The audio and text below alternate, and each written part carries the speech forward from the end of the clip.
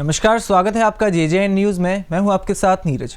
हल्द्वानी में पटाखा बाजार को लेकर हमेशा ही विवाद रहता है। इस बार भी शहर के बीचों बीच रामलीला मैदान में पटाखा बाजार पर रोक लगाने के बाद कल शाम तक शहर के 4 जगहों पर पटाखा बाजार लगाने की अनुमति मिल गई थी और आज से पटाखे के स्टॉल भी लगने शुरू हो गए हैं। आज दिन तक तो मैदान खाली ही नजर आया और केवल 2-4 स्टॉल ही लगे हुए दिखाई दिए। बाकी स्टॉल लगाने का कार्य जोरों शोरों से चलता नजर आया। सिटी मजिस्ट्रेट ऋचा सिंह ने बताया कि रामलीला मैदान साफ हो गया है। अब MB ग्राउंड, ऊंचा पुल स्थित रामलीला मैदान, कटघरिया हाट बाजार और शीश महल स्थित रामलीला मैदान में पटाखा बाजार लगाने की अनुमति दी गई है। इसके अलावा जहां भी मानकों का पालन हो सकता है और CFO की रिपोर्ट सकारात्मक रहती है तो वहां पर बाजार लगाया जा सकता है। फिलहाल प्रशासन की अनुमति के बाद पटाखा व्यवसायियों ने राहत की सांस ली है। हालांकि अब दीपावली के केवल 2 दिन शेष रह गए हैं। इधर हल्द्वानी रामलीला मैदान में पटाखा बाजार सजाने के लिए तैयार टिन शेड उखाड़ लिए गए हैं। आपको बता दें कि हल्द्वानी में हर बार रामलीला मैदान में ही पटाखों की दुकान लगाई जाती थी। इस बार भी प्रशासन ने यहां दुकानें आवंटित कर दी थी। व्यापारी यहां दुकानें लगा ही रहे थे कि हाईकोर्ट ने रामलीला मैदान में पटाखों की दुकानें लगाने पर रोक लगा दी। इसके पीछे ये दलील दी गई कि रामलीला मैदान के चारों ओर घनी आबादी बसी है। ऐसे में यहाँ पटाखे बेचने और कोई हादसा होने पर परिणाम गंभीर हो सकता है, जिसके बाद प्रशासन ने अपना आदेश वापस ले लिया। हाईकोर्ट की सख्ती के बाद नगर प्रशासन ने गुरुवार को MB इंटर कॉलेज मैदान में दुकानें लगाने की अनुमति दे दी थी। शुक्रवार को ये संख्या और बढ़कर 4 तक पहुंच गई। कल प्रशासन ने 3 और जगहों पर दुकानें लगाने की अनुमति दे दी। अब हल्द्वानी में 4 जगहों पर पटाखा बाजार लगाए जाएंगे।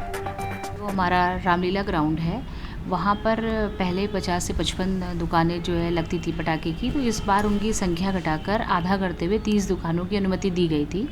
लेकिन माननीय न्यायालय में एक याचिका दायर हुई और उसके बाद जो वहाँ से FSO की रिपोर्ट थी, जो CFO की रिपोर्ट थी, तो उन्होंने उसको मानक को ये कहा कि आबादी क्षेत्र में है। तो माननीय न्यायालय के जो आदेश के क्रम में और जो CFO की रिपोर्ट थी उसके आधार पर वो स्थान हटाते हुए MB इंटर कॉलेज में पटाखों के लिए स्थान को चुना गया है और वहाँ पर ही अनुमति दी जा रही है पटाखे लगाने की। देखिए, जितनी भी हमारी अभी पीस कमेटी की बैठक जो थाने में, कोतवाली में सभी जगह हुई है, वहाँ सभी व्यापारियों से ये आग्रह किया गया कि बिना लाइसेंस के और बिना मानकों के, जो भी मानक हमारे यहाँ से तय हुए हैं, जो FSO ने तय किए हैं, बिना फायर की NOC के, बिना पुलिस की NOC के, और अगर लाइसेंस निर्गत नहीं है, अवैध रूप से कहीं भी पटाखे की दुकान संचालित पाई गई तो उस पर कड़ी कार्रवाई की जाएगी।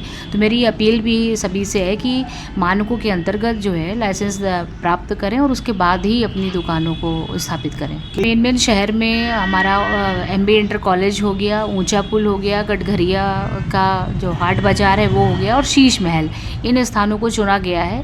इसके अतिरिक्त जहाँ पर अगर जो फायर के अधिकारी हैं उनकी कोई रिपोर्ट आती है, अगर किसी स्थान को उपयुक्त तो बताएंगे, तो उसके अलावा कहीं अन्य किसी भी स्थान पर लाइसेंस निर्गत नहीं किया जाएगा, जो अस्थायी रूप से निर्गत किया जाता है।